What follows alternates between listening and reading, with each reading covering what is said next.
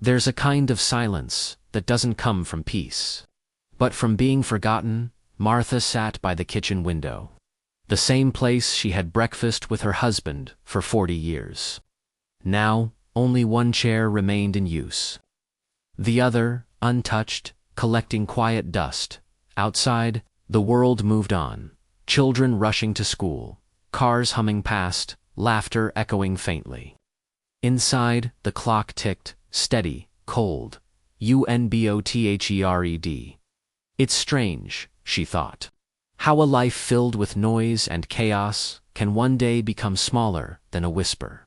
She wasn't angry at her children. They had their own lives, jobs, homes, children of their own. They called sometimes.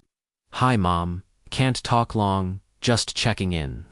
5 minutes of speed, then another week of silence. Martha used to fill the gaps with hope. Now she filled them with television sound. But nothing is louder than absence. They say time heals. But what if time only empties? Loneliness in old age isn't a sudden event. It's a slow erosion. A fading color on the walls of your heart. You don't notice it at first. A missed call. A canceled visit. A sorry mom, next time. But one day, you wake up and realize next time never comes. Once, Martha's house was filled with chaos. Her children, Daniel and Lucy, would race through the living room, laughing, arguing, breaking things. She would shout, "Be careful," and then laugh at herself for shouting. Those were noisy days. Days when she prayed for quiet. And now, she would give anything to hear that noise again. The world tells us that growing old is peaceful. But what they never mention is how peace can sometimes feel like punishment. You spend a lifetime giving, and then suddenly, no one needs what you give. Your advice becomes outdated, your stories too long, your love too quiet. When did being old start meaning being invisible? Last Sunday, Lucy visited. She brought flowers, groceries, and a quick smile that didn't reach her eyes. "Mom, you should go out more," she said, her tone bright but distracted. "I do," Martha replied softly. Even though she hadn't stepped beyond her porch in weeks, Lucy scrolled her phone mid-sentence, nodding absently. Then came the routine words, "I'll visit again soon." Martha smiled. "I'll be waiting." She always was. When the door closed, the silence returned like an old friend. This isn't about ungrateful children.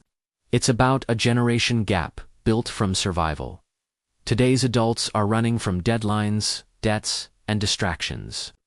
They forget that the people who raised them still wait for something as simple as a call. We often mistake independence for disconnection. But independence without connection is loneliness, dressed as strength. That night, Martha sat with her diary. Her handwriting trembled. She wrote, "I miss being needed." Then she paused, and added a second line, "But maybe I need myself again." It was the first time she'd written something for herself, not for her kids, not for her late husband.